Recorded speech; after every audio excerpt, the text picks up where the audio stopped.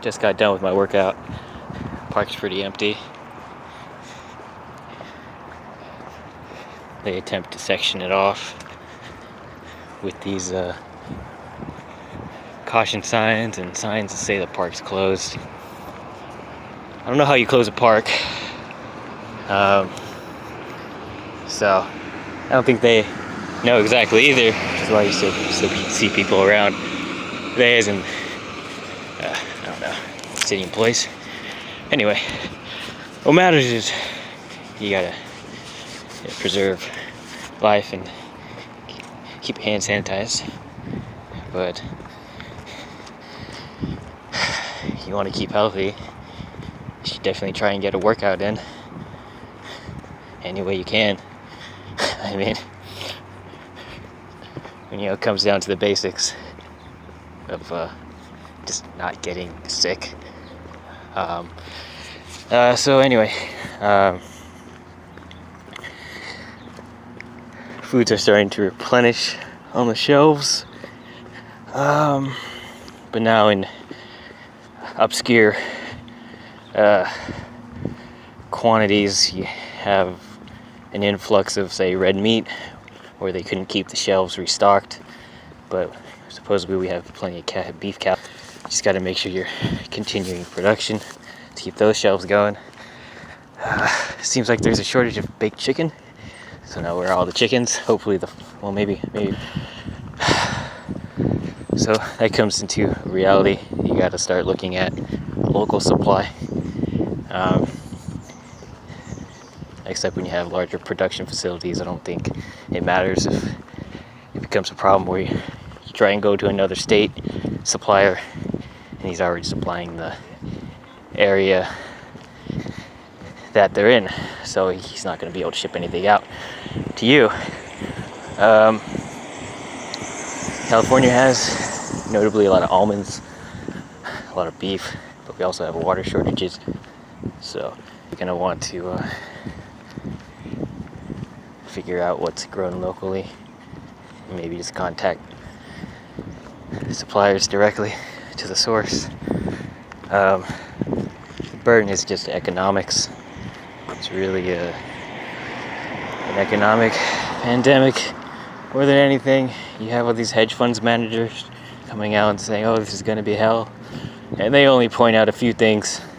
They don't point out the amount of lives that are lost. They only point out how much money they're going to lose in the stock market. So just know who's talking and what they are trying to save. So schools are still closed. They're probably supposed to reopen in a month. Comes to be a point to where they'll understand the economic burden is too great. They don't want to halt the economy because then that'll bring a negative GDP. The reality is the numbers are only 200,000 people sick right now, and maybe it's a million. Even if it is a million, and there's 350 million Americans or 325 million Americans, and a million of them are sick, you're probably not going to see any one of these people, or maybe you will, I don't know. So, like 1 in 100. But the bigger problem is if medical facilities get overwhelmed and they can't treat simple diagnoses like a heart attack, which is very likely just for Americans, but now you're going to understand who's also susceptible to, can't say that word, who's also most prone to get a heart attack and the coronavirus. So maybe it's both, maybe those are two separate people, I don't know. So maybe there isn't that much of a bed influx usage at the hospital level because you have one person for one disease, but he was going to be there anyway because of another disease. It's terrible to say, I know, but again, these are just economics and population demographics that you got to look at.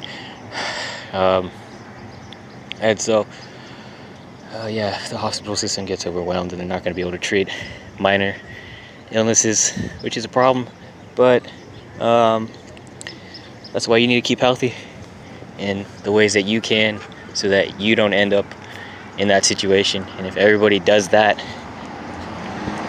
then it just avoids that situation entirely. So luckily we're in quarantine and shut down, which is why you see all these cars driving by, because everybody runs an essential business. So definitely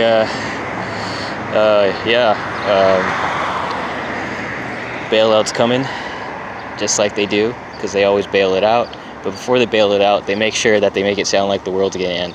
So remember that in the last 3 cases, right? Bailouts don't come until they tell you that they're in big trouble. And when they say they, again, it's the individuals with all the money. Because quite frankly, last time there was a bailout, what did you see? Did you see anything different? No, you didn't see anything different. But apparently it was so the ATMs could still have cash in them, just in case there was a run on the banks or a run on this, which would have been caused by more paranoia and overreaction. But hey, this all sounds familiar. Anyway, boning out.